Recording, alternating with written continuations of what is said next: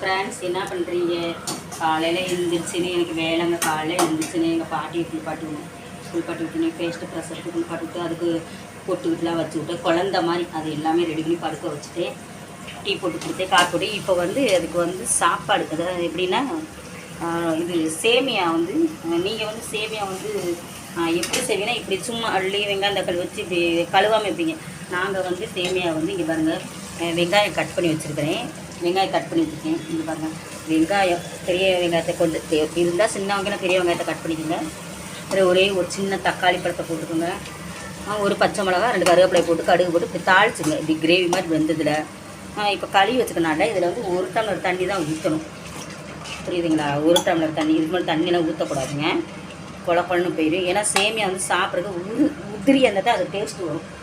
இப்போ வந்து தாளிச்சுனாங்க. 2 உப்பு, கல் உப்பு 2 போட்டுக்கலாம்.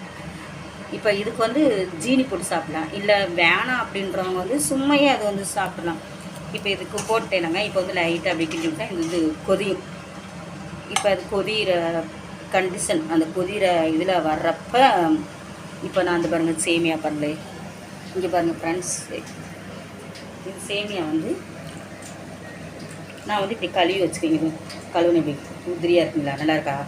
இப்படி அழகாக அப்படி உதிரியாக கழுவி வச்சு இதை வந்து இப்போ தண்ணி கொதிகிறப்ப இதை வந்து இப்படியே தாளித்து சேமியா பண்ணணும். இல்லை இது எனக்கு தாளிப்பு வேணாம் அப்படின்னா இப்போ இதை அப்படி கழுவி வச்சுருக்கீங்களே, இது ரொம்ப நேரம் ஊற விட்டேன்.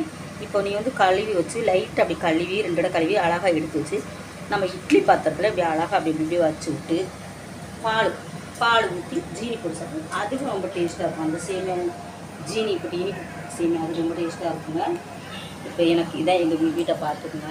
இந்த வீடு இதை ஃபுல்லாகவே நான் தான் இப்போ பார்க்கணும். ரெடி பண்ணிட்டேன்.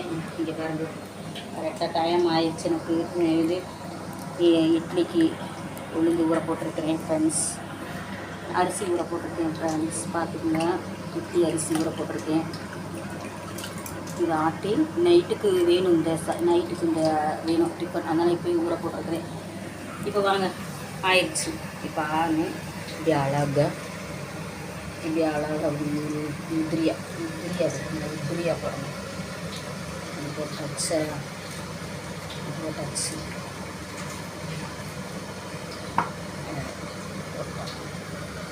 இப்படி சாப்பிட்டு இதை வந்து என்ன பண்ணணும் அப்படின்னா கொட்டமில் இருந்து அழகாக கிண்டி உடையாமல் அப்படி அந்த சாப்பிட்றதுக்கு அந்த சேமியா வந்து அவ்வளோ ஒரு டேஸ்ட்டாக